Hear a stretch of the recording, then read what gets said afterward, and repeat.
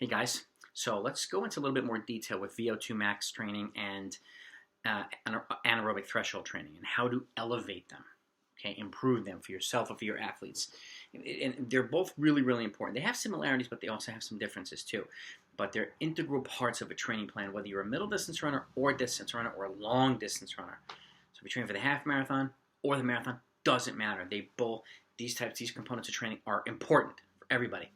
But it's important to know the similarities and the differences between them. Now, let's start with Vo2 Max first. It's one of the more, accurate indicators of your actual fitness. Okay, and once you're, and it's important to understand too that if you're a beginner, okay, or if you've run but you've taken a long layoff and you're just coming back, you're going to see more significant improvements in your Vo2 Max performance. Okay, and then once you get to a kind of a plateau, it becomes more difficult, and the improvements become a little bit more marginal in nature. So, and it's one reason why it's so accurate, because once you get to that level, you have to really, really be precise and fine-tune things in order to keep elevating your training.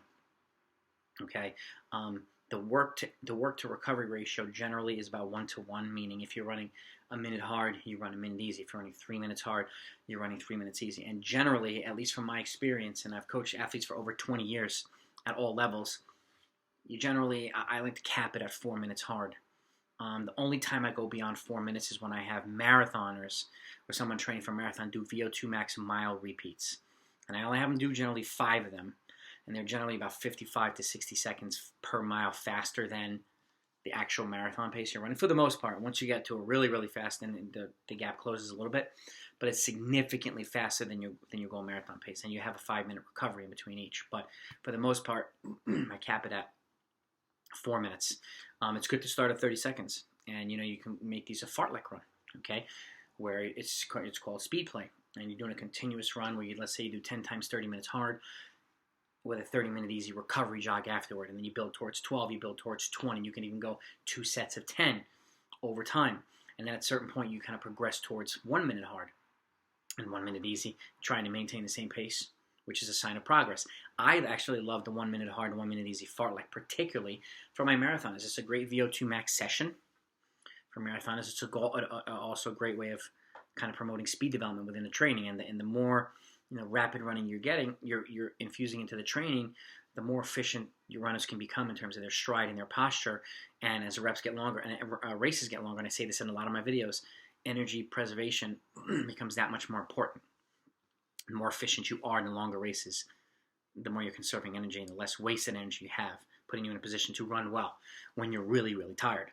So Vo2 Max training is key there as well. Now, you can also do them on the hills, okay? 100 meters uphill runs, 200-meter uphill runs.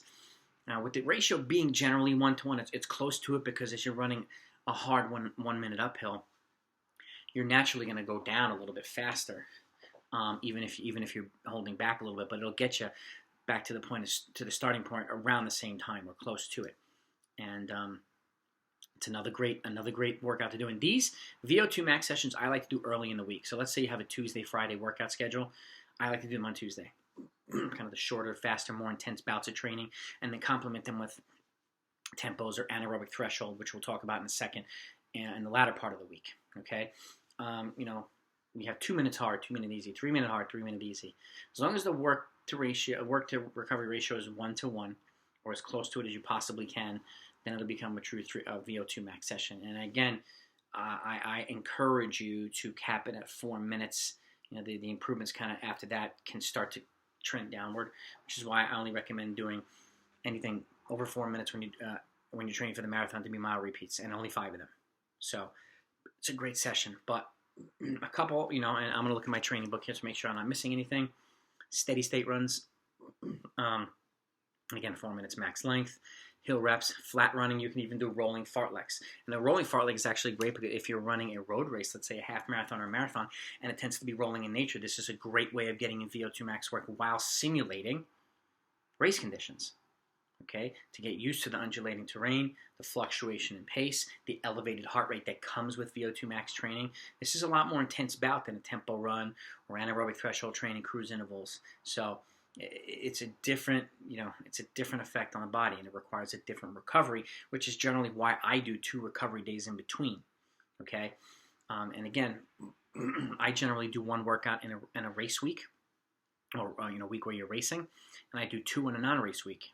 And it's completely up to you as a coach or an athlete how you want to structure your training. But I found Vo2 Max work, or the harder, shorter, faster stuff, to be done early in the week, and the longer, more progression type stuff and more aerobically oriented stuff to be done in the latter part of the week, in a non-race week. Now let's transition over to anaerobic threshold. Okay, this one is easier to kind of improve or elevate than the Vo2 Max. You can have more significant improvements, but it also, the more you improve your anaerobic threshold, the better chances you have of improving your Vo2 Max. So this one helps the other, which is a good thing. So incorporating both of these in your training and knowing when and how is really, really important.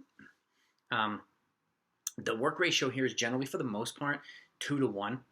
Okay, so if you're doing, let's say timed efforts, 2 minutes running, you have a 1 minute recovery period. 2 minutes of running, 1 minute recovery period. This is at a slightly slower pace. This is generally more like, let's say, threshold or cruise interval pace. The more experienced and the more fit athletes can go to 3 to 1 work to recovery ratio, like 5 to 6 times 1,000 meters at threshold pace or cruise threshold pace with a 1 minute recovery. That's slightly faster than a continuous anaerobic threshold run of 20 minutes up, or maximum 4 miles. Okay, that's another one on the anaerobic threshold side. Okay, and it's the difference between the anaerobic threshold and the threshold. Anaerobic threshold, just to keep it simple, is about a 20 to 25 minute consecutive run, no more than 4 miles at a certain pace. Aerobic threshold is, you're looking at 30 to 60 minutes, but it's slower, let's say 25, 30 seconds slower per mile than anaerobic threshold pace. Anaerobic threshold repeats, like cruise thousands, cruise 1200, cruise mile repeats, or cruise 2K, are, let's say, about 5 to 10 seconds faster per mile than the continuous anaerobic threshold run. But knowing how to locate these paces is important. So in the description I put how do you know whether you're training at the right paces and how to set that up. So I encourage you to take a look at that if you want to make the math easier in terms of how to set paces for yourself or the people that you're coaching.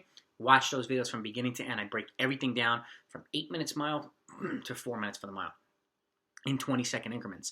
So you know exactly where you're at or other people are at, and you know exactly what you need to do to keep progressing forward. So watch those videos, okay? Let's see what else here. Again, like I said, examples of workouts.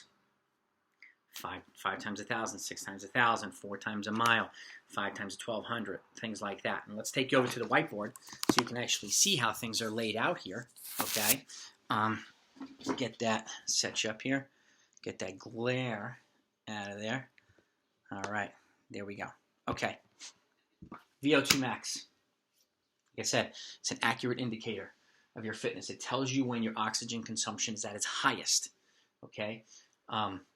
And again, this is important for middle distance and distance runners, okay?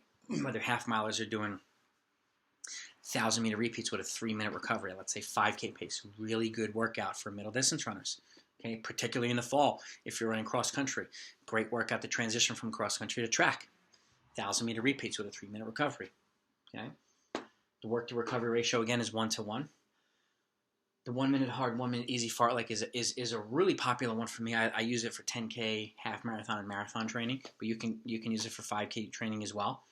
And a good, doing it over on the road or on trails or on a rolling area just to kind of get a feel of a rhythm rather than having to rely on a track is a great way to do this.